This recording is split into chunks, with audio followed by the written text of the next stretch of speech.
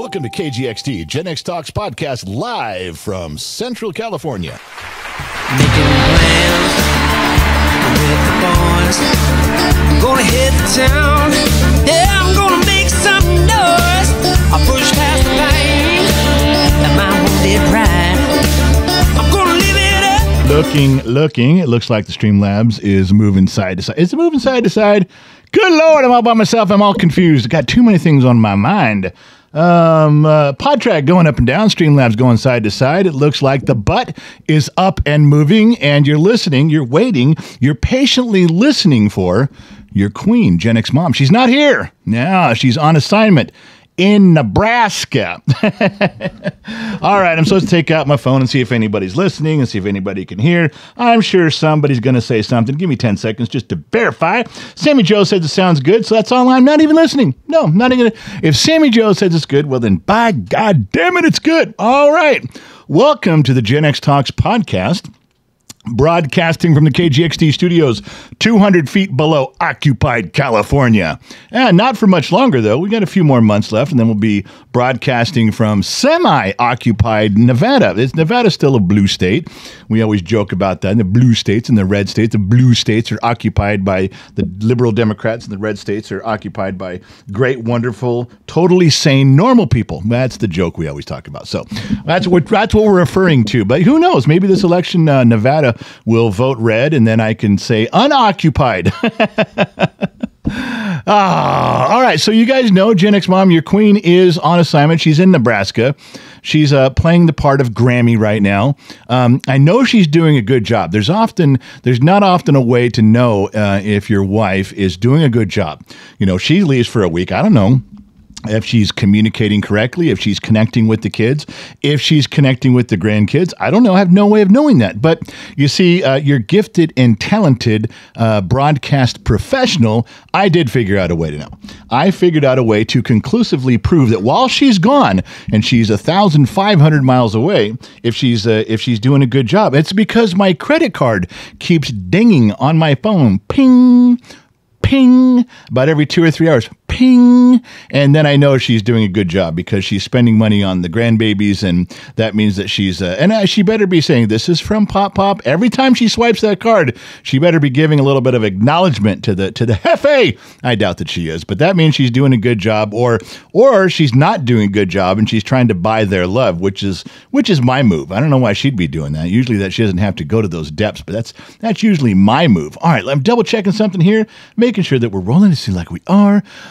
So yeah, she's gone. You know what? I just saw one of the most amazing things of my life. Now, the problem is that every time you see something amazing, people take it for granted now because there's lots of amazing stuff. I mean, who'd have thought, 40 years ago, we'd have had all of our songs on a phone, in our pocket. We'd had all these apps to go do stuff. We had the internet in our pocket. We could go look stuff up, encyclopedias in our pocket. So today, anytime something big happens, we seem to go, that was pretty cool.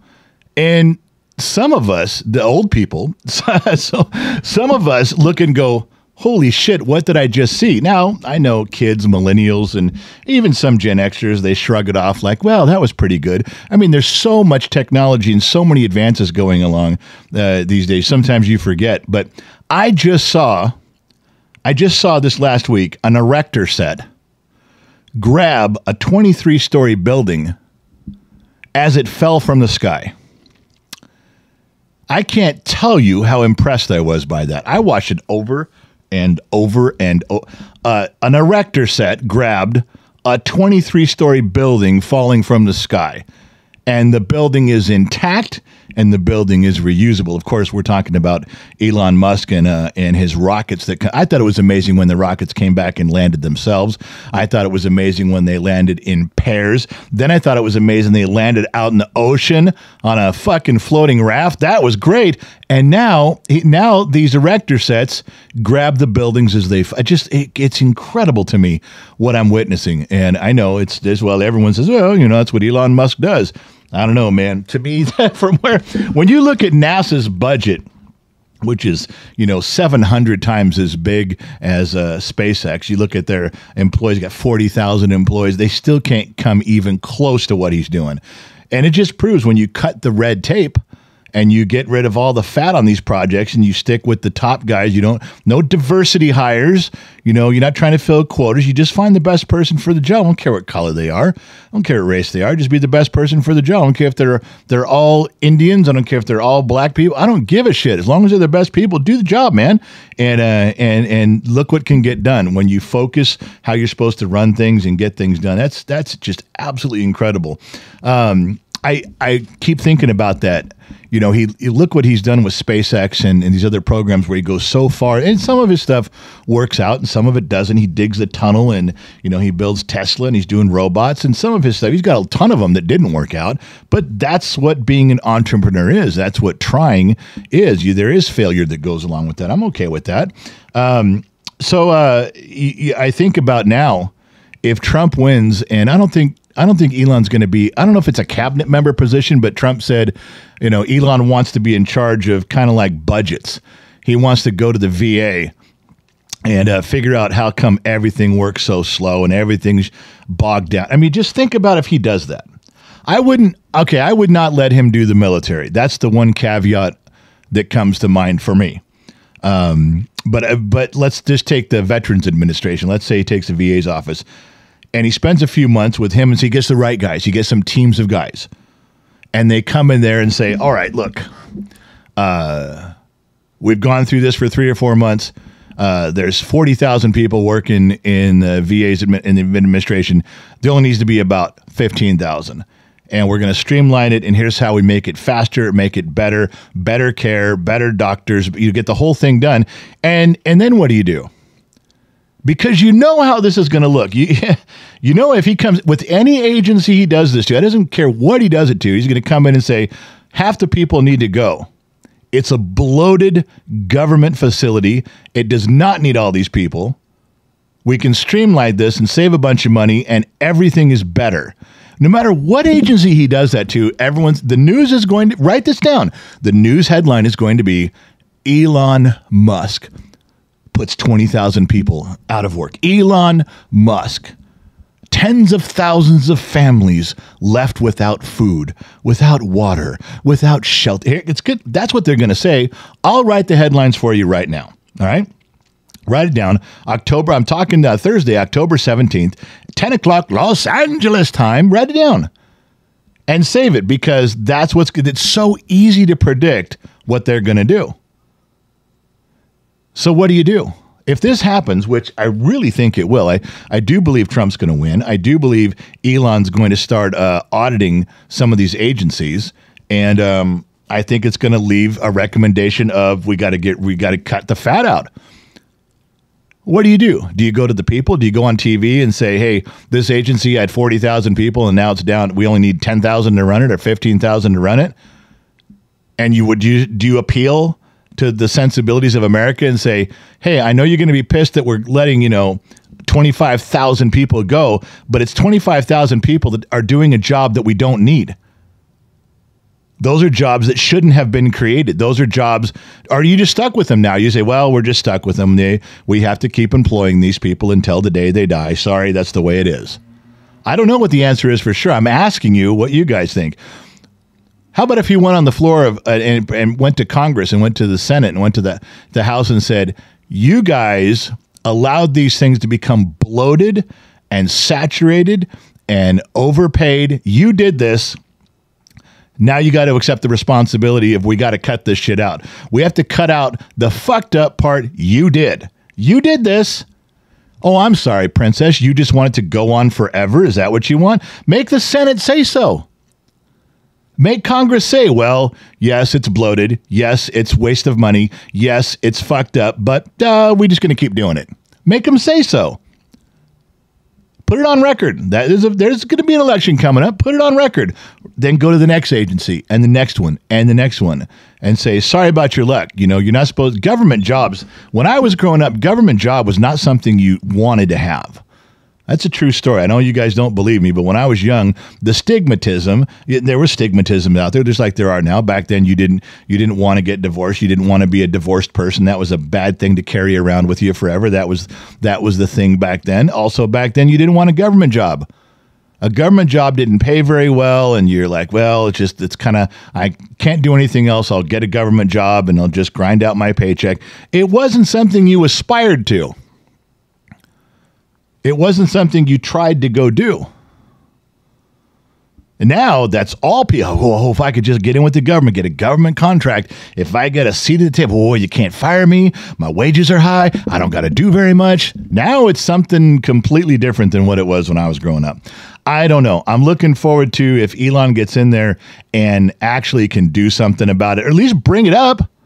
At least bring it up. Write some stuff down. Figure it out and present it to everybody. Put it out. Put it in the New York Times. Put it in the Los Angeles Times.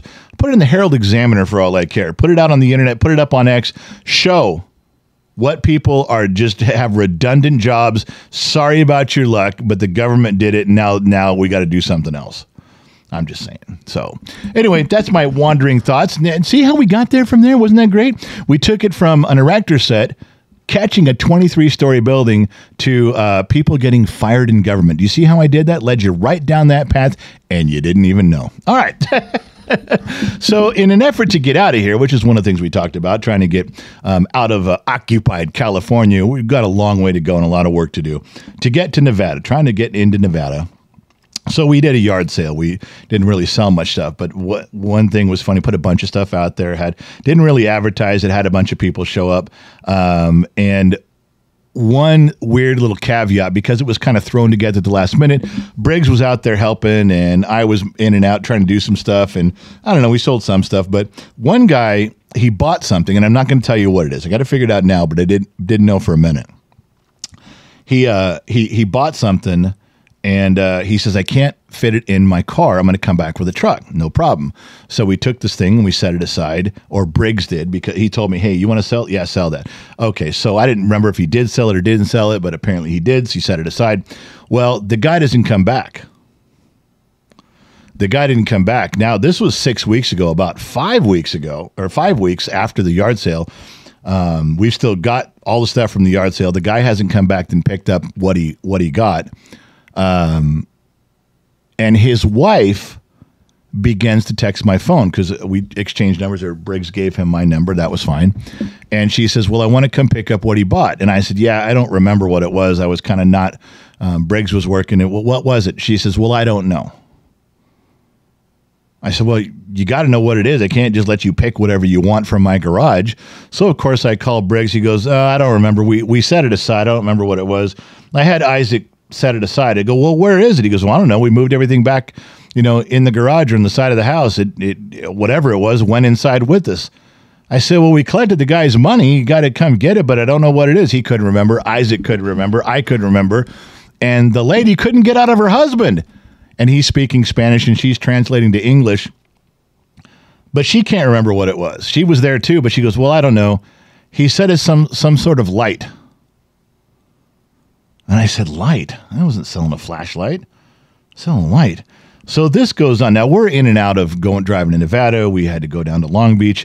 And every time they were like, hey, we can come by. It's like, well, we're out of town. Come back. No big deal. It wasn't turning into a fight. It was really just a comedy of errors that nobody knew what was going on. They were fine with it. They just were trying to connect and trying to remember what it was. I think they were just as embarrassed as we were. I don't know what it was. Then it turned into what was it she said? She started out with it was a light, and it was a light, and then she turned it into, I think she said fire. I think she goes, well, it was fire. And I went, fire? I was selling fire. I was selling a fire pit, but I think that was already sold, little outdoor fire pit. I go, what do you mean fire? So she's translating from this guy. So I said, okay, look, just have the guy when he's home, because he works out of town, I guess. When he comes home, just drive over here, point to what it is, and we'll go from there. If it seems reasonable, then I'll give it to you. If it doesn't, let's give your money back, because nobody can remember. Not a big deal. Well, he can't quite remember either. Well, sometime right as they were showing up, this was yesterday, they're coming over. And I said, okay. And all of a sudden I remembered what it was, and I got it out front, kind of off to the side with all the other stuff, but it was towards the front of it. And this guy's looking around trying to remember what it was. And he kept saying light and fire. And then I said, did you want my torch set, my old torch set? I got an old oxyacetylene set up. And he goes, that's it. There it is. And I said, why'd you tell your wife it was a light? He goes, I didn't, but I guess I don't know if it was Spanish or Haitian or whatever it was. The translation didn't work right. It went from light to fire to torch, and now we know what it was. So anyway, he figured out what it was. At the same time, I figured it out a little bit sooner and wheeled that thing off there. And again, it's an old set. I don't even use it anymore. I got a newer set, but this old oxyacetylene setup, it's got, the 5-foot tall tanks, and it's got the really long hoses, which need to be replaced, and the cart that goes with it. And this guy packs it in the back of a Honda Civic. I mean, I watched this guy cram this stuff in there, and his wife was in the front seat just sweating and crying and wanted to say something, but she didn't dare. He's ripping the interior. He is ripping the headliner. He just cramming the stuff in there, and then rolled down the window so he could kick the door shut so he didn't smash the window, because part of the cart that it went in with, the handle was sticking out the window. So anyway, so the guy took off and did his stuff, but that's just a little side note from our yard sale venture. There was a lot of things that went that way one day. I was also sitting in my chair, and there was something, I forget what it was, a table or something. I can't see everything in the yard sale. I'm sitting down, so my vision's partially blocked from a few items. So this guy, he looks down, and he's halfway down the driveway, and he says, "How much for this?" And I can't quite see what's there, but I think I think it was that fire pit, that old rusted out fire pit. I think it was $60 brand new. And I told him, $20, you can have it. He goes, 20? Yeah. So he comes over, gives me the $20, walks back over, bends over to one small area I can't quite see with my eyes, and picks up my 16 horsepower Honda motor. And I went, whoa, what are you doing? He goes, this is what I was talking about. I said, not what I was talking about. Come get your fucking money back. I thought you meant that little fire pit thing. He goes, oh, no, I was pointing at this. I said, yeah, well, he goes, well, we already made a deal. I said, no fucking way am I selling it. I paid $700 for that Honda 16 horsepower. It's like a go-kart motor. I paid $700 for it, I don't know, 8 or 9 years ago. There's no way. 25 said, put it down and come get your money. And he kept trying to say, well, we made a deal. I said, you didn't make no fucking deal. I said, you come get it. He says, but you said. I go, well, now I'm unsaying it. So the guy who was with the guy, he goes, dude, the guy made a mistake. He's not selling you this for that much money. The other guy was rather insistent that once the money had exchanged hand, he was getting that motor. Clearly he was not. So I had to walk out to get my fat ass and walk down the drive and say, put the fucking motor down, dude. So he did, and everybody was calm and went there. It's just weird, man. It's just the weird events that go on at the yard sales. I've done a yard sale in 20 years, and now I know why. So, all right, what else was there? Stuff we were going to talk about today. It's Gen X Mom being gone. I covered that. The erector set in the 23 story. We covered that, and we talked about the yard sale, guys. Covered that. Doom. Yeah, so she's gone. Wife is gone she's going to be gone 8 days total. I've learned something. I'm not built to be alone. I'm sorry. I don't want to say I learned something. I've reminded myself. I've been reminded. I've known this my entire life. I'm built to be alone at times. Like if I drive and take off, leave me alone. If I go back up into the hills, leave me alone. If I'm gone for a day or two, leave me alone.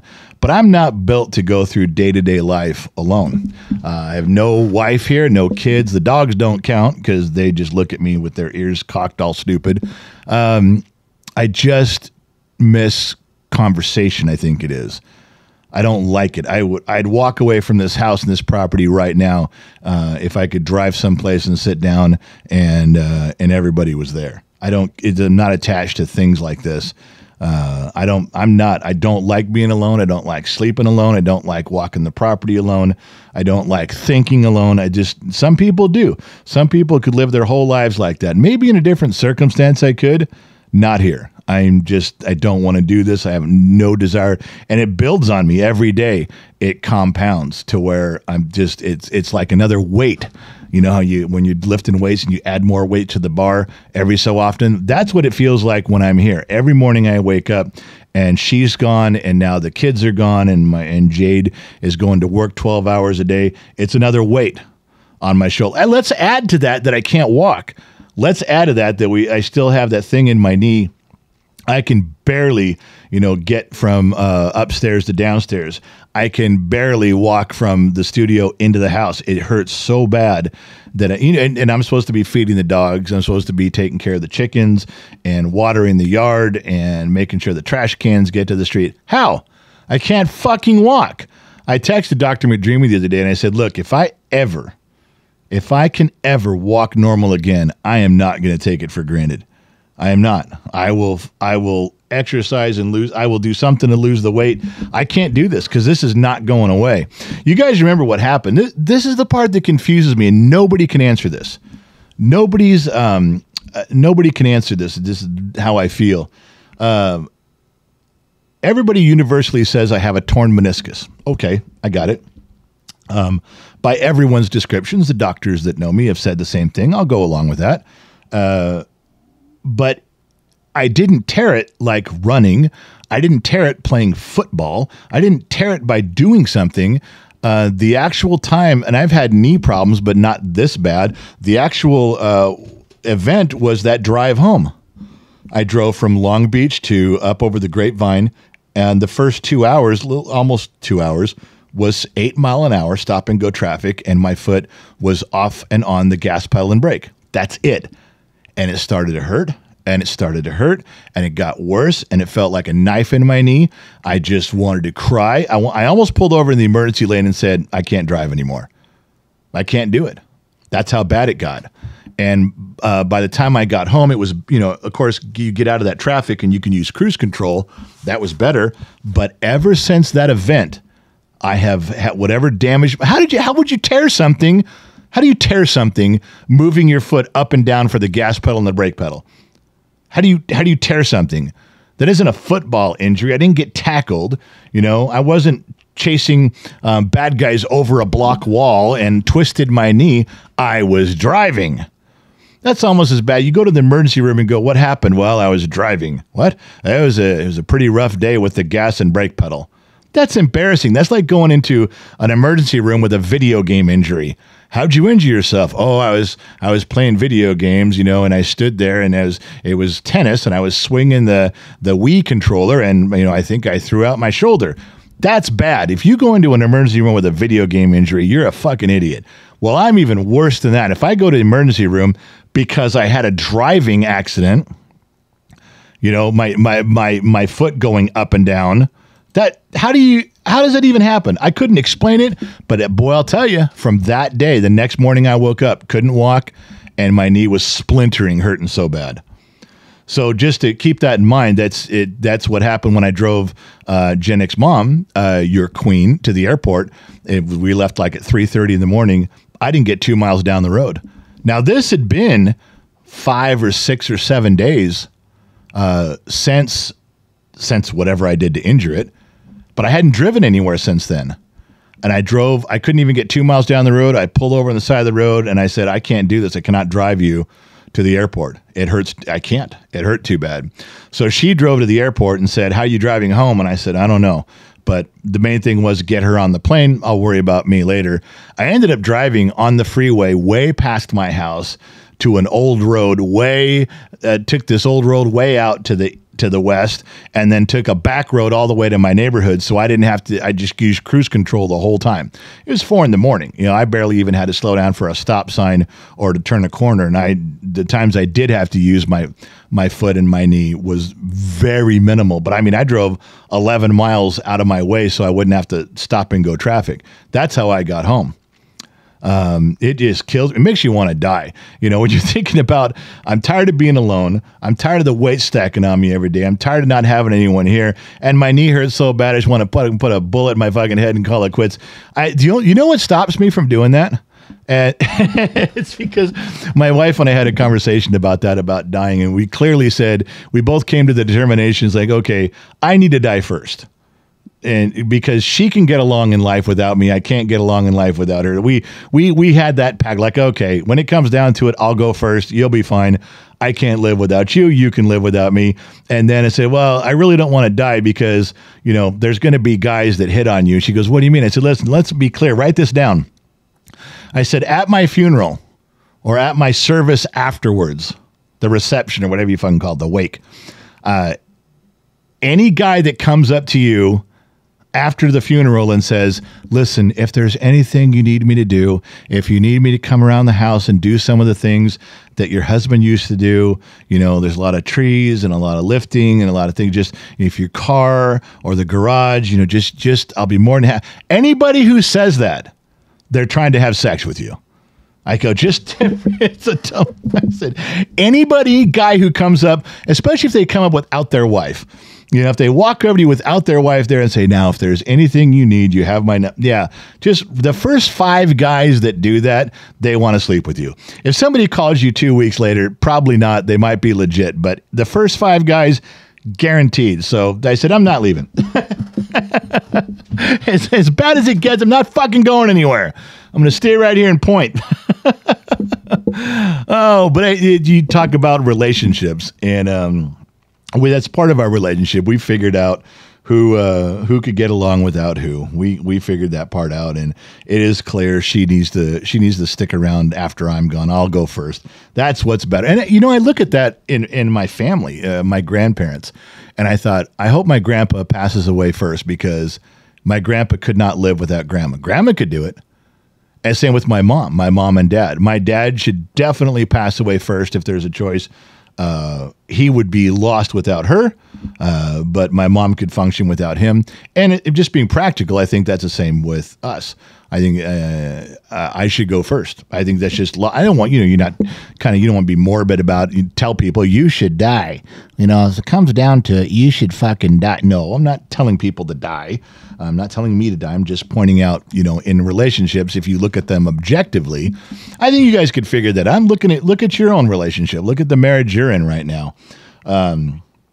You kind of got a sense who would be better off if one passed away before the others. I don't think that's as much of a stretch. I think some of you have already thought about it just in passing, but if you didn't and you're thinking about it now, you probably both came to a real simple conclusion. I mean, it's not rocket science. You both went, yeah, you got to die first. It's not something it's too hard to figure out. You live with someone you know. But we get questions about stuff like that all the time in emails about relationship advice, and it's so difficult to give any sort of relationship advice through an email, even over a podcast or a live stream. You guys know that sometimes we've touched on that. You know, sometimes someone will chime in and say, I don't know what to do, and you get like 1 minute. You get 60 seconds to reply and give them something. All you can pass along is something generic and hope that it's specific enough that they can act on it. They can do something with it. They can grab it and go, right?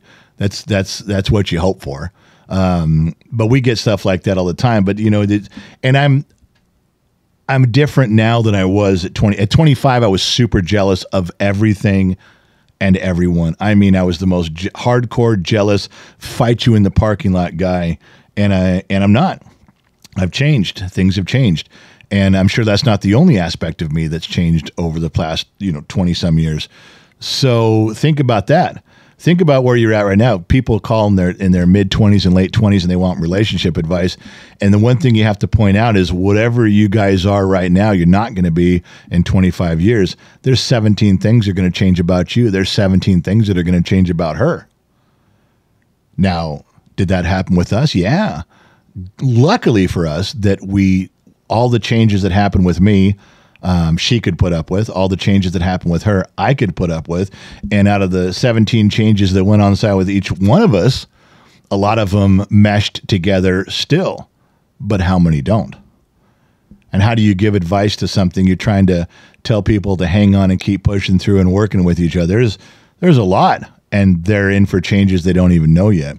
It's real tough to give any sort of advice about that, especially looking back and knowing where you came from. I will tell you one thing. I don't know that there's any one piece of advice. There probably is, but I don't know that there's any one piece of advice that holds true for every relationship, every time, throughout all of history.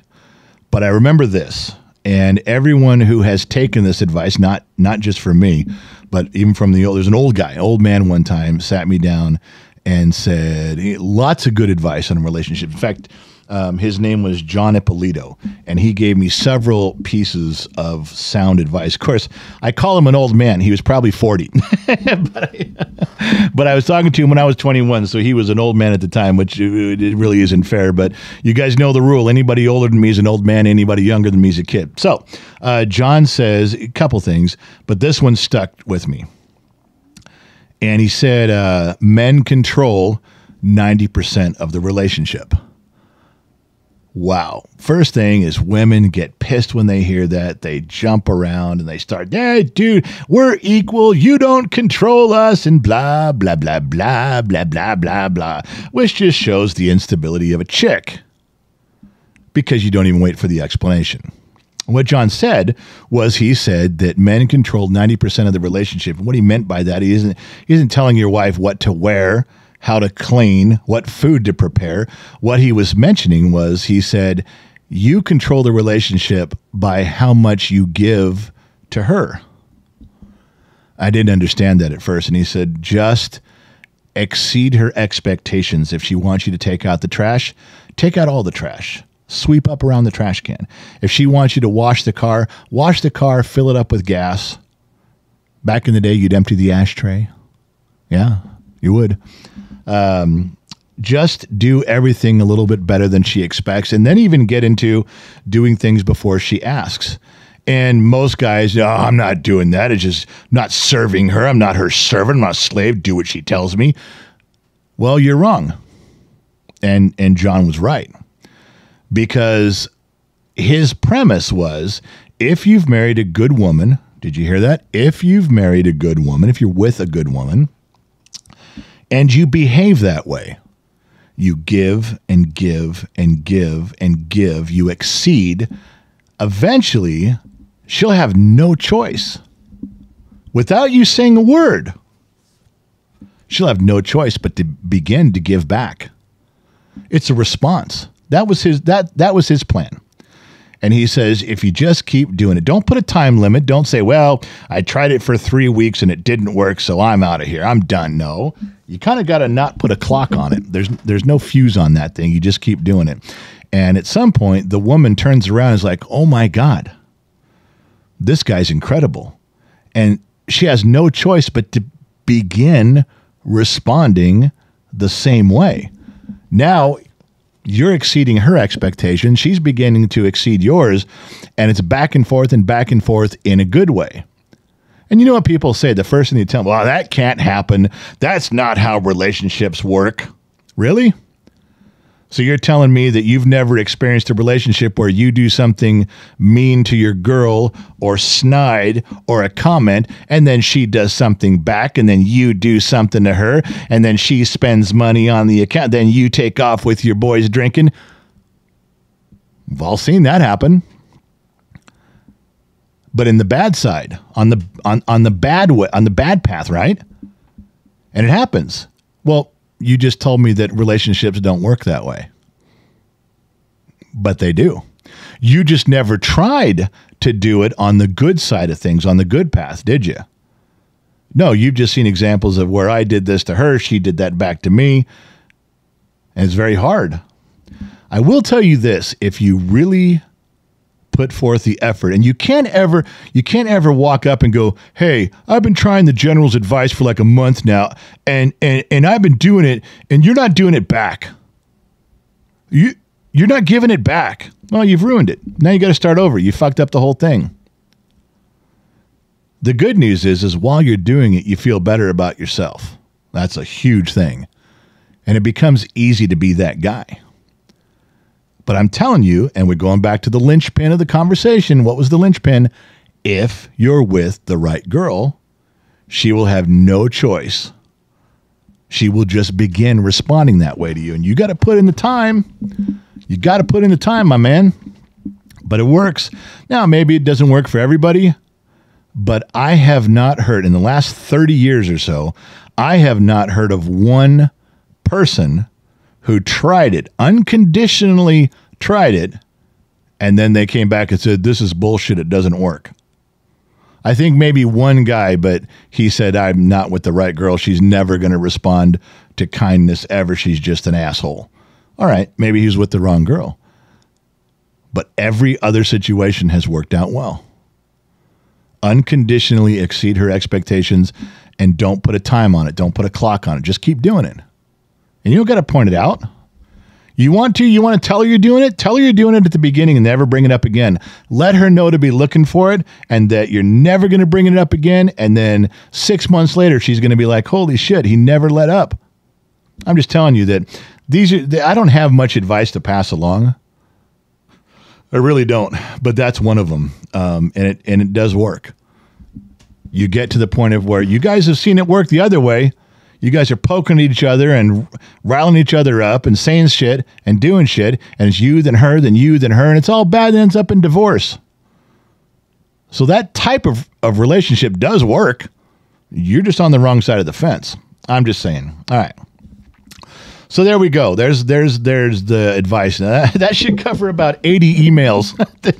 Now I don't got to reply. I can reply to all the emails and go listen to the October 18th podcast. Then there's your answer. That's a lot longer than typing. I'm not good at typing anyway. If I'm going to type stuff, I'm going to have Josh Maddox sitting over my shoulder the whole time, tapping me as I go along. All right. So, yeah, we talked last week. I made a stupid comment about Gen X mom's dog is dumb, and we just some stuff. And I determined Ranger's not dumb. He may be too smart for his britches. That's an old person saying. If you don't know what that means, you can just hang up the podcast right now. Briggs' dog Riker gets into the trash and he pulls out food. If there's a wrapper or there's a paper plate from a meal or something, he grabs it and takes it out into the yard and chews it up. How do I know? I never really see him take it out of the trash, but I do see him sitting outside next to the torn up paper, a torn up plate, pieces of food out there. And he's sitting next to it or he's laying there on the grass asleep next to it. So, I got it. And, you always yell and kick the shit out of him. Well, while my wife has been gone, I had 2 paper plates in the trash can in the studio. And we'll get to why the doors are open in a minute. Why was the studio door even open? Fucking trippy. I'll tell you that right now. Fucking trippy.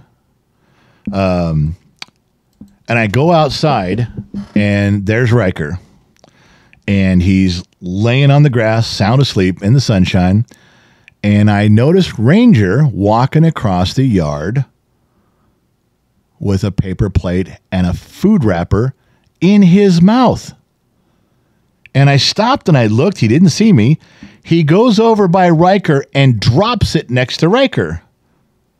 Now, it's all chewed up and it's licked clean and it's all just torn to shit. But he drops it next to Riker and then he walks away. So then I went back on the security camera and I looked inside the studio and sure enough, Ranger was the one who got into the trash. So this dog that I've been yelling at my wife, when your dog's fucking stupid, he is an asshole, but he's dumb. He's not so dumb. He's actually, for the last couple months, been taking pieces of trash from wherever he can get it, chewing it up, and then leaving it next to Riker. So guess who's been getting the shit kicked out of them and yelled at in there? Guess whose nose been getting rubbed in the wrapper? Riker. Yeah. I don't know. So now I feel bad about Riker, and I feel bad that I just need to go kick the shit out of Ranger just because, even though, and I think, well, you can't do that. He won't know why you're beating him up. Yeah, fuck it. He's smart. He knows. He like I did. We just covered that. He's plenty smart. He'll know what happened. He'll figure it out. He got caught. He's not just going to walk up and go, whoa, whoa, whoa, Dad, why are you kicking the shit out of me? I'm going to yell at him because you fucking set up your brother. I know what you did, and you know what you did. He knows. He's smart. We just determined that. You can't say the dog's super clever in one aspect and then dumb as a bag of hammers and doesn't know what's going on. No, come on. Pick one and let's stick with it. So, yeah, I got to figure out what to do with those two. But now that I've got that part nailed down, I won't be yelling at Riker quite so much. Oh my God. All right. So, hey, also just to remind you guys, at the end of January, the last week in January, is the big shindig in Las Vegas. Once a year, we go to Las Vegas, the Red Rock Hotel and Casino, and we do kind of a weekend thing down there, just do a few events plus a big one in the bowling alley. I really want everyone to be there this year. This may be the last one for a long time. There is some special stuff that's going to happen. I can't get into all of it, but there's some special stuff that's going to happen. And if you can make it, I'd like you guys to be there. There's the one thing I've always hated about our event at the Red Rock, the food sucked. The bowling alley, we rent out a bowling alley and people bowl and there's a lot of nice, comfortable places to sit and there's music and I grab the microphone and I walk around talking to everybody. It's going to be 10 times better this year. I got some really good plans and stuff, some spontaneous things that are going to happen, but the food was horrible.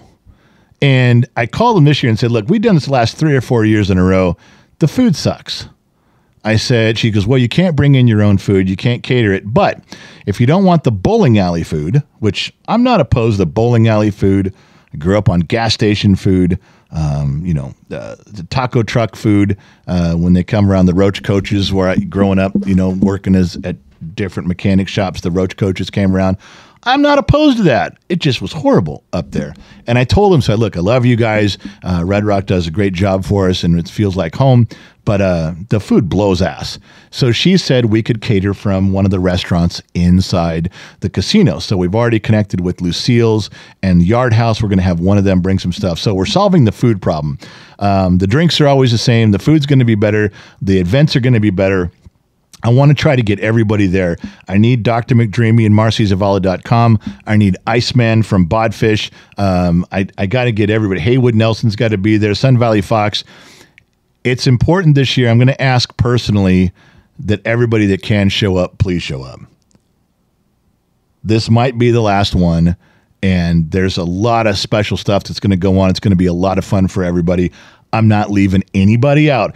If you're in the room and there's 80 of you there, all 80 people are going to be involved in what's going on. I got some ideas. It's going to be a lot of fun. There's also free time. You guys don't have to spend every minute with us. We're doing the race car thing again. Remember how we did all the race cars last year? I'm going to be at all the little interim events. I'm going to be the first one there. I'm going to be the last one to leave. I'm going to grab a microphone. I'm going to stand on a pedestal, and I'm going to make it the most fun it can be the whole time. We're all going to get to know each other. It's going to be a great thing. She's got Gen X Mom's got an axe throwing competition. There's a place in town that you throw axes and metal playing cards and, little shinobi stars and ninja stars. And there's competitions and there's prizes and it's fun and you can drink and there's food and they're spread apart. They're on different days. You got to try to get connected. The Red Rock's going to give us a break on the rooms too.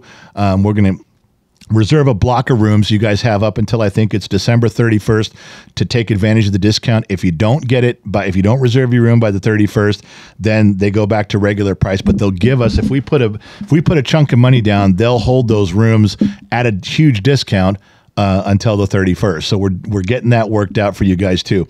I'm telling you, this event's going to be super fun the whole time. And I need all the key players to be there, not just staff, but I need the outlying players like Dr. McDreamy, like Marcy, like Haywood. I need everyone to be there for this. That's how much fun this is going to be. Now, we just had, if you guys are part of the Gen X Talks Discord server, which is just a bunch of chat rooms, it's free. You just log in with your emails, no cost. It's discord.gg/Gen X Talks. discord.gg/Gen X Talk. Anyway, so there's a room in there. It's just chat rooms. There's one about food and there's one about politics and there's one about memes and there's videos and you just talk about what you want. Old school chat rooms for old school people like you and me. There's one in there about the Las Vegas trip coming up. People are starting to talk about it. This morning, there was a big paragraph from Loud One. Now, Loud One's been a big friend of the family and a big friend of the program for a long time. Loud One went sideways on the Red Rock. I mean, I'm not even sure when he's complaining. Does something that just happened to him? I don't know. But you can go in there and read that he had a lot of complaints. I followed up with a paragraph going, I don't have any complaints. The Red Rock have been great people. That's long before Gen X Talks. My wife and I have been going to Red Rock since when they opened. I think it was in 2006 was when the Red Rock opened up. But Loud One was going fucking sideways. And you're going to pull our contracts and not deliver. And I know the owners of the station casinos. And I don't know. I think the problem was no one can understand what he's saying. I think Loud One was in there speaking Tasmanian, and people couldn't communicate correctly. Their Star Trek universal translators weren't working that day, and they couldn't understand him. He couldn't understand them. They got pissed at him. He got pissed at them. Everybody took their ball and went home. I wasn't there. I don't know. All I'm saying is that if you guys, he does the Airbnb thing now, where he gets an Airbnb, and some of you guys stay with him, and that's cool. Some people stay. There's specials for hotels nearby, and you don't have to stay at the Red Rock. You can stay at different places, and that's fine. Just I don't want you guys to think because Loud One wrote 3 paragraphs on how shitty the Red Rock is. I would say he had a shitty experience there. Because you got to remember, this is also the guy who got married at the Red Rock. Yeah. Those of you there last year, he got married at the Red Rock. I wouldn't call that an entirely bad experience. One of the better things that happened to him in his life. Plus the fact I was officiating, so how could we go wrong with that? We can't. Good. Glad you're coming along with that. Nobody's arguing that fact. Anyway, so if you go into the Discord, you read his dissertation. Please use my counterpoint. Don't be down on the Red Rock. I mean, when I open up those red doors and walk in there, my wife and I feel like we're home. It's just a home away from home. We always have such a good time there. So don't let it just dissuade you from participating. Don't walk around the Red Rock Hotel and Casino with a raised eyebrow because Loud One had a bad experience. I'm not saying he didn't. I'm not saying his words weren't valid. They probably were. People have different experience. Red Rock's not perfect. I'm sure they've pissed people off before. I'm just letting you know that we're going on, almost 17 or 18 years of us going there. We've never had a problem. Everybody on staff has been wonderful for a long time. The track record's pretty good with them. So we are still going to use them. There's a lot of good things. Some of the events we're doing are, they're out and about town in Vegas. So a lot of people bring in cars if you're flying in or you're coming in a different way. If you're using a submarine or whatever, you're parachuting into Vegas. There's a lot of people driving so that we can get you to where you're going. If you want to go to the events, you don't just have to Uber. But it's a lot of fun. But you got to start paying attention now. We are going to sell out. The rooms that we rent for the events, they only hold so many people. We do sell out every year. So just make sure that when they go on sale, you guys are ready to go.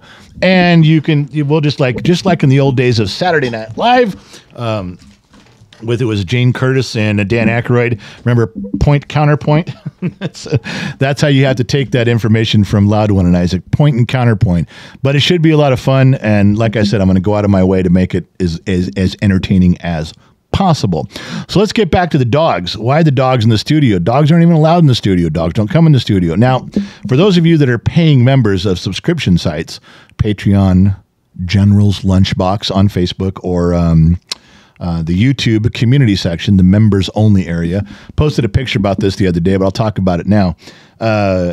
When my dog Riley was around, she's live. She can come in and out of the studio all she wants. This is my dog. When Reagan, big German Shepherd, got old the last 10 months of her life, we put a bed inside the studio because she couldn't walk. She could barely, move herself around. She wanted to be away from outside. She didn't like the noises. She didn't like the other dogs. So I allowed her to be in here for the last 9 or 10 months of her life.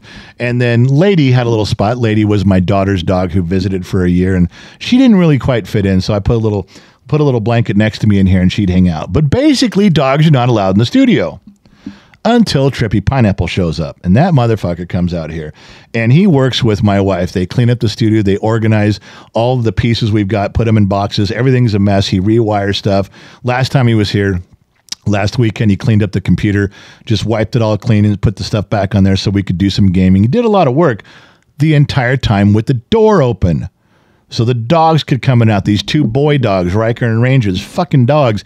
And he goes, well, they're my comfort animals, you know, and I got to pet them and I hang out with them. So they got used to coming in and out of the studio. To this day, when I let Ranger and Riker out in the morning, Ranger runs down the stairs and runs over to the spare bedroom just to see if Trippy Pineapple's staying over. Nobody's in there. He walks outside. Every day he does it. Now he'll stop doing it after a little bit, but it's been 7 or 8 days now. He still goes and checks. Anyway, that's how come these dogs are used to being in here now. They're like, well, Trippy let us in here. We go hang out with Trippy. So they come in and do that. And then they got into the trash. That's how. So I know we say this a lot. Fucking Trippy. And I know we blame Trippy for a lot of things that is really not his fault. This one is. He's fucking this whole thing up. He's fucking Trippy. It's a real thing, and I'm really pissed about it, but whatever. Which also brings me to sunny point number 2. When Trippy tells people, like if he says he gets on the phone while he's here, and he goes, oh, yeah, he doesn't say he's up at the General's. He'll say he's up at Gen X Mom's house, or he may call her by her first name. I'm up at Gen X Mom's. And I sit there and go, you know, it's my fucking house, too. But then I thought about that. My kids do that. I've raised 32 children, but this last batch of 8, out of the 8, I can picture in my head, some of them go, I'm going over to mom and dad's. Or they say I'm going over to mom's. I don't think but one of them says I'm going over to dad's house, which infuriates me. Do they do that with you? Think about your kids. Think about your friends. When your friends say, do they say your name? They say your wife's name or your husband's name? Whose house do they refer to? I'm going over to Jeff's or I'm going over to Tina's when both of you live there. Who's the most common name? That's a fair question, isn't it? I remember doing that with my grandparents. I was always go to my grandparents' house, but it was always grandma's house. It just was grandma's house, grandma's house, grandma's house. Now I look back and go, you know what? My grandma didn't have a job her whole goddamn life. Her job was taking care of my grandpa. So what did I always... He built the house with his bare hands. He paid for it, he built it, and he kept it in order, and he paid for her to be able to stay home, be a stay-at-home mom for 47, 50 years, and then be a grandma, and yet it's grandma's house. Now, that's the way the grandkids are. With me, it's grandma's house, it's grandma's house. No one ever says it's grandpa's house or it's pop-pop's house. No. Not until something goes wrong. Then it's go see grandpa and let him fix it. So I'm just pointing out, just in your own world, with your kids, if you don't have grandkids yet, with your own kids, whose house is it? I'm just asking. You guys got to know. This is people right now going, yeah, God damn it. This is some men out there in the world right now going to go home and straighten some shit out. Going to get home and rustle up, get the next family get-together. Going to call a meeting at the table. All right, meeting come to order. This is my goddamn house, too. I will be included. So, yeah, but Trippy doesn't do that. Trippy just says it's her house. Whenever he's visiting, he goes, yeah, I'm up at her house. I'm up at Gen X Mom's. I'm up at Mama X's house. I'm at the Queen's house, or he calls her by her first name. Yeah, fuck me. What do I know? I just set off my own little world. The other thing that's been in the email lately that people have asked me about, too, is the World Show. And I'm working on getting that together. The World Show is tough to get going, and we've missed so much stuff on it. I want to do it, but a lot of you have said, there's been a handful who said, please don't discontinue the World Show at 10 a.m. on Fridays. It's the only time I can watch you live. Okay. There's been a handful of that. And it's all politics. It's just my opinion on what I see. I don't talk about the same level of stuff everybody else is. I look at things a little bit differently and tell you how my generation sees things. I keep it at street level. You got all sorts of news outlets and live streams and podcasts where people, they dive in deep. I don't dive in deep. I listen to a few things. I shrug my shoulders. I give you my first reaction about it. And that's kind of it. But as my generation has learned, the first reaction is usually the correct one, is it not? I'd say so. All right. So with that in mind, I'm not sure what we're doing with those yet, especially since my wife is gone. I can't do a garage show without her. That I can't do. And we're going to schedule those instead of every Friday going to every other Friday. We were going to either discontinue the World Show and kind of sneak it in, have it as a segment in the Bottom of the Glass Nation shows on Tuesdays, Thursdays, and Saturdays. Just do 10 minutes 3 times a week. I don't know what we're doing. However, I do want to bring one up now. I want to stuff a little segment in there now. This Bair, Camala Harris, I wanted to watch this so bad. Bair is my favorite news anchor, though, by far. He's my favorite for many, many, many reasons. I like the dude a ton. And I was really looking forward to this interview, and then I saw it. And I mean, I know it was typical. Like Camala Harris was stringing out her answers and not answering. I got that. And he was trying to bring her back around. You know, politicians are going to do that. I mean, Bair interviewed Obama, and in the middle of the interview, Brett says, I know you like to filibuster, Mr. President, but could we get to the point here? I mean, he called him out funny, laughingly, lovingly, jokingly, but he said, I know you like to filibuster, but Jesus Christ, had the same idea with her, but I kept thinking, man, this is really horrible. So here's the takeaway. And then you listen to Bair when he talks about it afterwards. He said, look, we had an hour. It was supposed to go from 5 till 6. He's supposed to be here early. We start at 5. We have to be done before 6, so we're going to go at 5:55. That gives us 55 minutes of an interview. Well, she shows up late on purpose. Didn't even sit down in the chair until 5:17, he said. And we have to quit at 5:55. What is that, 38 minutes now? Now you've taken almost an hour interview down to 38 minutes. Well, how many times does she really have to filibuster to draw out these nonsense answers? Not too many times, and the interview's over. And she skates by with it. And that's pretty much what happened, even though, Brett tried to pin her down. So I talked to a bunch of my friends who are liberals. I got some liberal Democrat friends, and I said, what'd you think? Every one of them was mad at her. I said, I didn't put thoughts in their heads. I just simply asked, what'd you mean? I said, well, she went into Fox News. This was her chance to put the nail in the coffin and drive, plant the flag, drive people away from Fox News and get them on her side. And she didn't do it. I said, well, she did the typical, and all politicians dance around a little bit. And they said, no, she danced around so much, avoided answering, that it frustrated us, made her look dumb. He says, as a Democrat, you wanted her to answer the damn questions with authority,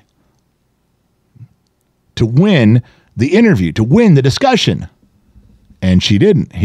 Everyone I talked to says it just made her look even more insecure because she had to dance. Now, one thing I noticed, I saw something. Now, maybe this is happening all over the place and I just didn't notice it. But Brett would ask questions almost like Peter Ducey, pinning questions that you can't get out of. And she said something brand new to me. And like I said, maybe I'm just not paying attention to politics. Maybe this is happening all over the place and I'm just catching on late. But when Brett pinned her down, and now she has to answer the question, there's no real way out, she said something like, okay, all right, look, let's just get to the issue here. Which is saying, all right, Brett, let's skip your question. I'm not answering it. And let's get to the point of what you're really getting at here. And then she goes off on a tangent. It's almost like Brett wanted to say, no, we're fine. We don't have to. Let's not get to the heart of the question. Let's not get to just go ahead and answer. But she said stuff like that, like, let's get to the real question. Wow, what a way to skip what Brett asked her. What a way to skip around the question he asked that she was now demanded an answer. She was pinned. She had to answer. And instead of answering, she just looks and goes, let's get to the real question. Let's get to the main part of the issue. Let's discuss what's really going on. All three of those were perfect. They were perfect. What a way to get out of the question and turn it around. It's like, I know what you're getting at here, and I'm just going to skip right to the point. No, you're skipping the answer. I caught on to that. Now, maybe she's been doing that all along. Maybe other politicians are doing that. But, man, I'm telling you, that just hit me sideways. I'm like, what a clever way to get out of stuff. So there was one point, and this is the other part of this, there's one point where she kind of got really mad and was yelling at Brett about Donald Trump, and she was kind of on fire. There was a lot of confrontational moments where there's one she was on fire bashing Trump for about, 2 minutes straight. That 2-minute blurb where she's mad and she's yelling at Brett about Trump is the only thing I've seen on CNN, MSNBC, ABC. They're only taking that one thing. Well, she went in there. Look at the fire and brimstone she was bringing down. Look at her intense. Look at how she just thundered away at Brett. Yeah. She was way off topic. All she was talking, nothing that she said had anything to do with the conversation. She just built herself up into a frenzy, and that's a great soundbite. That's all I've heard on I went around looking to see what everyone was saying. Of course, all the conservatives are pointing out every time she diverted and every time she didn't answer, every time she lied, every time she skipped a question, and showed how just theatrical and nonsense the whole thing was, which it was. And even on CNN, when they have the Republican or somebody in studio saying, well, she didn't do a good job, and she didn't answer questions and she avoided everything, we didn't learn anything new, then they click over and go, what about this soundbite where she tore up Trump, where she tore up Brett Bair? It's the same highlight every time, but if you watch it, it doesn't fit anything. No one asked her about that shit. I wish one time, see, if I was a news anchor going through an interview with Camala and she goes off the reservation, starts running her mouth when she's all the way done, I'd go, yeah, but nobody asked you about that. Nobody, that isn't even close. Let's try again. I'm going to start the same question over again. Kind of got a feeling you're going to give me a 6-minute answer, but you didn't even come close to answering it. How many illegals came across the border while you were in the White House? Just looking for a number. You can talk for 6 minutes as long as at the end of it, you answer the question. Give me a number. But you just ran your mouth for 5 minutes. You never even answered the question. We'll try it again. And I'm just going to keep asking the same question until you give an answer, and then we'll move on. I know you can't do that because you'd be there for 9 hours. But if it was me, I'd be a little sarcastic about it. I would wait till she's done talking and say something like, so you don't want to answer with a number? I asked you how many people crossed the border. I'm expecting a number like 1 million, 3 million, 6 million, 12. And you don't want to give a number. And you gave a good speech, but if you don't want, just tell me you don't want to answer that question and we'll move on. I don't know. That's just me. What do I know? I'm just a dumb mechanic in the middle of the desert. But I'm just saying that's how I feel about things. Also, Gen X Talks tip of the day. Something that happened to me the other day when I was driving home, and I just remember that I used to do this as a kid. I accidentally honked the horn on my truck. And I instinctively, because I was in the middle of a busy intersection, I honked the horn of the truck. So I looked out my window real quick in a direction where nobody was, and I waved. And I just thought about that. I thought, I used to do that as a kid. I developed that when I was a kid. So there's your Gen X Talks tip of the day. If you accidentally honk your horn where there's a lot of people around, quickly look in a direction where nobody is and wave. Like, really, put your arm out there. Wave out. Hey, buddy, how you doing? People will quit looking at you, and they're going to look to see who you're waving at. Problem solved. Yeah, that's right. You got that one for free. You're welcome, America and Denmark. All right, so the Jade update is, there's only one thing that I want to bring up about Jade. At her work, she can call in sick. But now I learned the other day she was late. I said, aren't you going to work? She goes, I called in, but I'm still going. I go, what do you mean you called in? She goes, it's okay. There's a program at my work where I can call in delayed. And I said, you can call in delayed? She goes, yeah, it gives you permission to be late. You just have to give them an excuse that is within the policy of being delayed. And I said, that's just calling in late. I said, well, I know why you're late. You stayed up too long last night. You're out with your friends. You're tired. You woke up this morning. You didn't want to go to work. You're dragging ass. Did you tell him that? Did you call him? Does that fall under the heading of calling in delayed? No, I told him that I was there was a leak in my car or something. I went, so you can lie and you get to be under what's called in delayed, and that doesn't go on your record. She goes, yeah, you just have to have a good excuse. And I said, how do you know what a good excuse is? She says it's in the employee handbook. Acceptable reasons to call in delayed. Okay. Now, I know where she works. She works about 40 minutes from town. It's in a big warehouse. It's hard to get people to drive out there. It's hard to get people to move parts around. I mean, I'm sure it's difficult, even at top dollar, for walking around, moving parts around all day from bins and filling orders. And they're paying top dollar and they've got benefits. They're a great big company. I'm sure it's hard to keep people driving out there to do this mundane job. You're on your feet all day. I'm sure this is just one of the programs they came up with to not fire people because they probably have a hard time getting them to work out there anyway. It's a good company. So, yeah, calling in delayed. That was new to me. I never heard of that. Now, the last one is one where if you're tired of listening, just hang up. If you're tired of listening, just quit the podcast right now. The last thing I'm giving you before I go, I'm a little bit over on time. Everybody's asked me for a real Briggs update. And I'm heartbroken. I am absolutely heartbroken at where I'm at with Briggs. And my heart's been broken by all my other kids too. Just part of growing up. I get it. But I've been heartbroken with the other kids for different reasons. This one, I think I'm most upset about because it reflects on me. It makes me look bad. I have failed as a father. I don't mind if my kids have to learn a lot of lessons in life, and as they mature, they get better about going to work. They get better about their follow-through. They get better about being lazy. They empty the trash. They don't leave the lights on. I get it. Those things, a lot of those things you learn as you get older. But I'd like them to enter adulthood with some of the basics already intact. Integrity. Keeping your word.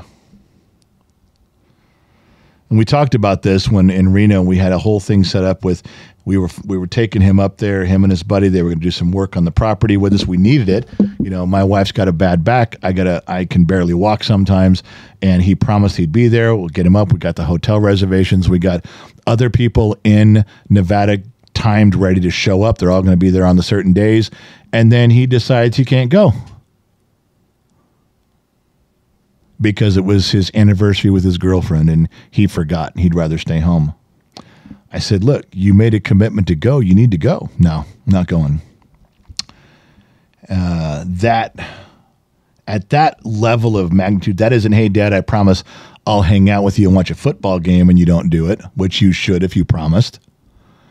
That was huge, and he didn't care. It didn't bother him at all that it was going to cause a lot of problems for us. After we got back, it was the same thing. We planned something here at the house. We needed him to be here. We expressed, listen, we really need you. You're our son. You just live across town a few minutes. We need you to do, I'll do it. I'll be there. I won't let you down. And then he doesn't show up. Doesn't show up. Oh, I thought you said that we were, oh, didn't you mean that? Oh, I must have got that wrong every time.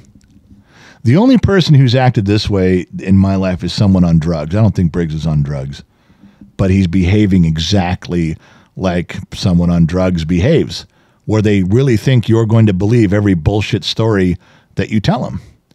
I've only dealt with that at that level on someone who's using. I don't think he's using, but I'm just saying that's the only comparison I've ever been able to make. We told him one time we got done driving and I said, I'm pulling into the driveway in an hour. I can't walk. Mom can't walk. Can you please just come over and help us bring some stuff up the driveway? Never showed up. Said he'd be there. Never showed up. Oh, we had a story. Oh, I thought you were going to send me gas money. Did you not never called and said, hey, the gas money never arrived. I'm trying to get over there to help you, but you didn't send me the gas money. He waited 2 hours after it was over and we were already in the house, and I called him and said, where were you? Oh, yeah, I thought you were going to send me gas money. Well, then why didn't you call me and say that? Oh, I don't know. I just figured if you needed me, you'd send me gas money. Every one of these has built up to a breaking point with me. And then there was one Tuesday. He was over. He needed some help on his truck. He said, can you clear Wednesday for me? We were supposed to do some stuff with Gen X Talks. We did a little bit of it. He said, look, Dad, I need to go home. I will be here tomorrow morning, Wednesday. I promise. I will knock out this Gen X Talk stuff with you. I promise. I know it's big. I'll be there. Because we had a potential sponsor who wanted to give us some money for doing a short. Well, believe me, every dollar counts around here. So this was a big thing, and he promised he'd be here. And he asked me to clear my entire Wednesday schedule so I could help him with his truck. He needs to sell his truck. He's behind. He's borrowed some money. He's behind on rent. He's behind on bills. He needs to sell his truck. And he can't sell it because it's got a fuel leak. The AC doesn't work. I said, I can fix all that stuff. I'll help you. He says, please, could you block out your afternoon? Please, please, please. I said, yeah. So I rearranged all my schedule. And then at the minute he was supposed to show up to finish our Gen X Talk stuff, do stuff for the sponsor. And then the rest of the day working with him, he says, something came up. I'm not coming. Wouldn't tell me what it was. Just something came up. I'm not coming. I lost my fucking mind. Now, my wife won't let me react anymore. She tells me when I get that mad, we've made an agreement, I'm not allowed to say anything. If I still feel that way in 24 hours, then I can say whatever I want. But she says, Rod, you can't say things that you can't take back.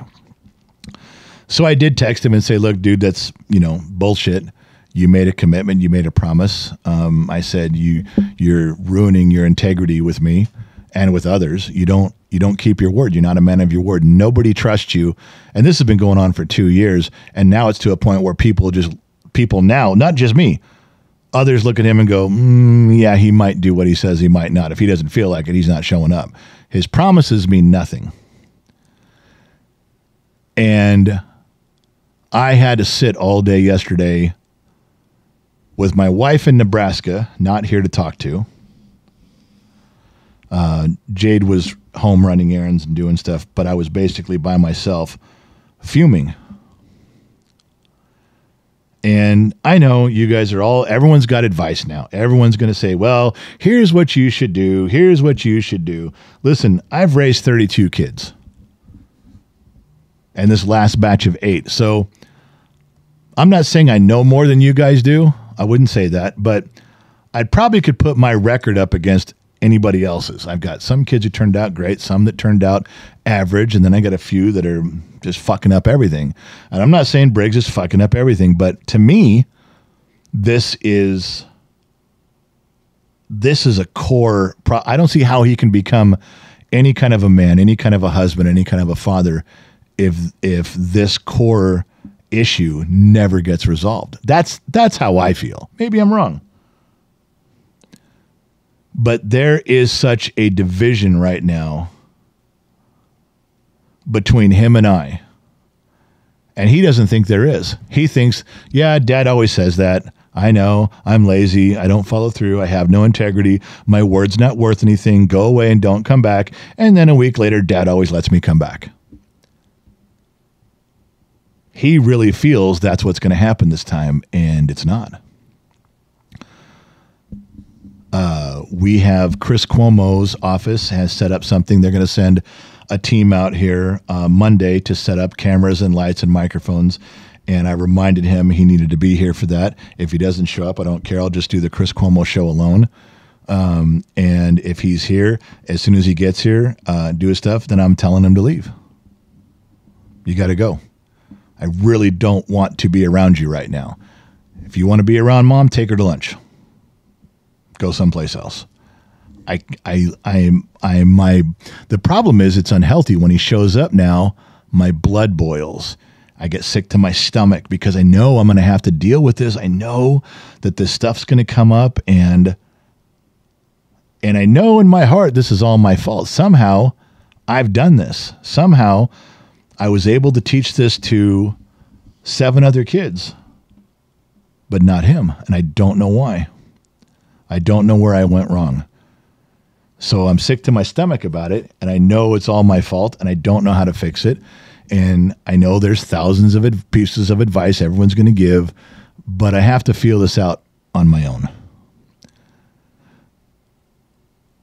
If it wasn't for you guys and the enjoyment I have talking with you guys, my friends in here, I'd shut Gen X Talks down right now. This was something that we did together, him and I, for almost 4 years, and now I feel like it's over. I feel like I don't want to do one more thing. I don't want to do anything. It's hard to even turn on the microphone. It's hard to walk in the studio. I just want to sell the studio. I don't care anymore. This wasn't about Gen X Talks. It was about spending time with my son and doing something with him that we both really enjoyed doing over time. And now I feel like it's for nothing. It's like having season's tickets to the Dodgers because you had 2 tickets to Dodgers every season since your kid was born. Now he doesn't want to go with you. I don't want to go either. I love the Dodgers. I don't want to go. I love doing Gen X Talks, but I don't want to do it anymore. If it wasn't for you guys, and I've really made some great friends in here, you guys are salt of the earth people like I can't even tell you. You guys, I will tell you, let me quote Vin Scully, I get more from you guys than you've ever gotten from me. And I know you say, no, General, we get stuff from you all the time. No, not as much as I've taken away that you guys have given me. Can't even tell you. So as it stands right now, I'm gut punched every morning when I wake up. I can't sleep at night. Not only is my knee hurting, my wife gone. I'm alone. I don't like that. I can't walk. I can't, it's hard to do anything. But on top of that, I'm trying to fight with all the Dayton stuff, moving to Nevada, and there's pieces to move around the board down here. I'm trying to sell off some stuff here that's complicated. Moving chess pieces around the board is difficult. And on top of that, every time I turn around, I feel like I'm kicked in the gut about Briggs. I just see a picture of him in the house. I get sick to my stomach because I messed up. I walk through the house and I'll see something of his and get upset to where I feel sick. I've done something wrong and I don't know what it is. And it's affecting me right now. It's affecting all of my plans because I'm distracted by it. I think it blows my mind that he doesn't want to come over. He would tell, if I said, hey, your mother's got to get on a ladder and climb up on the roof to fix something unless you come over here. I can't get to it, and this has to get done. He wouldn't show up. That's a promise. That's actually happened, just not on the roof. And when I was his age, if my parents or my grandparents needed me, I'd steal a car to get to my family. I would tell them, Mom, do not climb on that roof. I will find a way to be there. Let me do that for you. I would shut off my whole world. I'd shut off my job. I'd shut off my girlfriend. If I was with a chick, I'd say, you need to shut up. I need to go take care of my family. I need to be there. That is a sense inside of me, and I'm assuming a lot of you. You just go. I would never let my mother suffer like he has. And he knows he's done it. He just goes, well, you guys got through it. It worked out. So, well, yeah, your mother had to climb on a ladder and go do this, and I had to hold the ladder. He goes, yeah, it worked out. It's that type of mentality that kills me, that I doesn't register with me at all. I've got 2 other sons, one's in Vegas and one's up in Eureka. If I called them right now and said, I hate to bother you, but there's a problem and I need you, either one of my sons, my oldest sons, would drive They would take vacation time. They would call in sick. They would drive here and go, what do you need? He's 5 minutes across town. And I can't figure this one out. Ladies and gentlemen, I submit to you as a jury, I know that somehow I fucked this up. I don't know what I did. I'm all alone these next 2 or 3 days to let this have more weights added onto me. I got a show to do tonight. I'm supposed to do 2 tomorrow.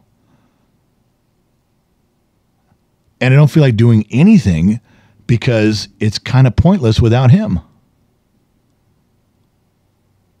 The whole thing with Gen X Talks, I got that he moved out. I got that he pulled back. I got that he was doing less. But when he was here, we really got after it. And he was doing his kids' corner shows, and I was staying in studio with him and commenting. I was right there alongside of him.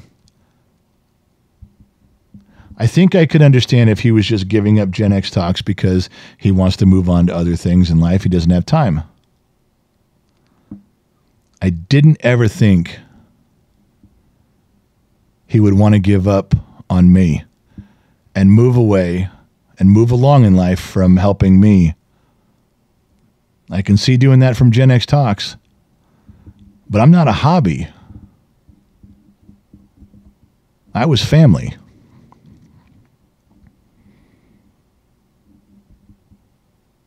That's the kick in the gut.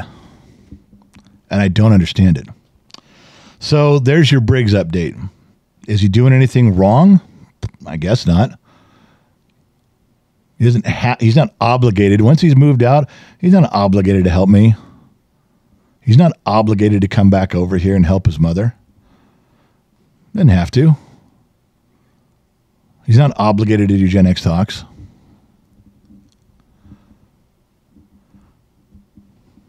So he's not doing anything wrong.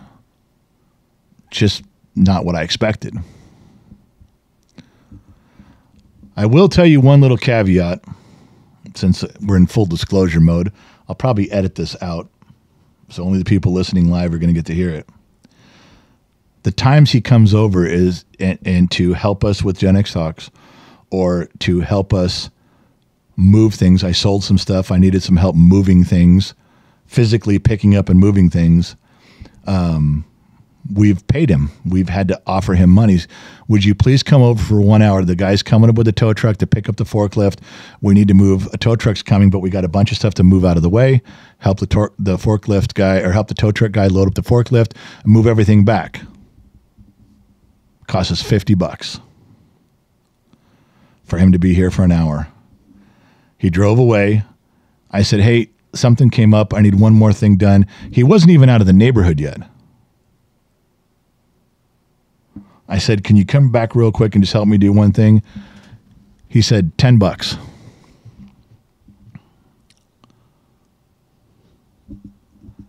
I don't remember if I actually gave him the $10 for that or not, but it was just a kick in the gut. That was an actual conversation. I love my son, and I have no idea what I did to make him lie to me, to make me always second place. Anything comes up, I'm out. Anything comes up. Sorry, Dad, can't make it. Anything. There's nothing that isn't more important than me. And I've gotten so desperate, I'm even paying him to show up to do stuff. And I don't get it. I don't know how to fix it. No car story. No more about my knee. No more about my weight. No more talking about MarcyZavala.com because MarcyZavala.com. See, now she owes me $10. I said her name twice. We'll talk about that more next time because I want to get into heavily on how Marcy and Dr. McDreamy, but heavily on how MarcyZavala.com has changed both of our lives. She doesn't pay us to say this. She's just a friend. But she fucking knows what she's doing. So next week, if we do a show tonight, we want to talk to Dr. McDreamy about some stuff that's gone on over the years with products. We showed you a video and a couple pictures on a Tuesday night. Super intriguing stuff from a doctor's point of view. and I get it because I used to throw a line of bullshit out at Dr. McDreamy, and he squashed it. And it's the same line of bullshit you guys use. So if you want to know what I'm talking about, if we get a chance, let's tune in tonight at the Bottom of the Glass show, 6 o'clock Los Angeles time. And then on the next podcast, let's get into marcyzavala.com and talk about how simple it is for her to change your life, and so you're pain-free on stuff. It's a big deal. Listen, I got to get out of here. I got to go. I got way off topic. I'm going to edit out all that stuff about Briggs. I don't think anybody really wants to hear that in the podcast. And maybe it's just therapy for the two people listening on the radio. Anyway, I got to get out of here. Thanks for tuning in. Not sure where you're listening in from, AM, FM, Sirius XM, or perhaps you tuned in on the Armed Service Radio Network. Remember 3 things in life. Number 1, wherever you go, well, there you are. Number 2, if something goes wrong in life, blame Trippy. Go fucking Trippy. It'll set people back. They'll have no idea what you're complaining about, but they'll realize whatever it is isn't your fault. And the last thing is I'll catch you guys on the flip side. I gotta go. I'm out.